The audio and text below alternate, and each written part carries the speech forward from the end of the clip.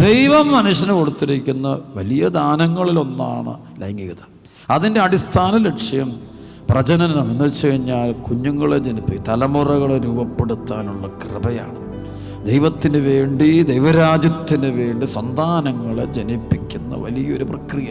അതിനുവേണ്ടി ദൈവം കൊടുത്തിരിക്കുന്ന ശ്രേഷ്ഠമായൊരു വരമാണ് ഈ ലൈംഗികത എന്നുള്ള പുണ്യം. Praise the Lord.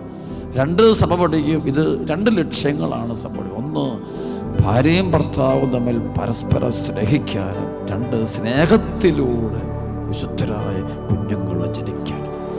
അപ്പം അതിന് പുറമേ ഉള്ള എല്ലാ തരത്തിലുമുള്ള ലൈംഗിക ആസ്വാദനങ്ങൾ പിശാചിൻ്റെ തട്ടിപ്പാണ്, പാപമാണ്.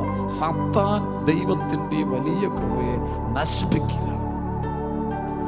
ചില വിവാഹത്തിന് മുമ്പൊക്കെയുള്ള ചില ബന്ധങ്ങളൊക്കെ അതൊക്കെ നശിക്കാൻ സാത്താൻ തന്നെ ആ കുടുംബം നശിപ്പിക്കാൻ തീരുമാനമെടുക്കുകയാണ്.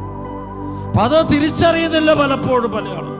ദൈവം തന്ന ശ്രേഷ്ഠമായ ഈ ദാനത്തെ ദുരുപയോഗിക്കുന്നത് മാരകമാവും. അത് സ്വയം ഭോഗമാണെങ്കിലും, സ്വവർഗരതി, ഹോമോസെക്സ് ആണെങ്കിലും, ലെസ്ബിയൻ ആണെങ്കിലും, എന്ത് സാധനം ഈ അശുദ്ധ ചിത്രങ്ങൾക്കെല്ലാം മുമ്പ് നിൽക്കുമ്പോൾ അത് മുഴുവൻ ഈവിൾ സ്പിരിറ്റുകൾ കയറിപ്പിടി. ഞാനിത് വെറുതെ ഭയപ്പെടുത്താൻ പറഞ്ഞില്ല.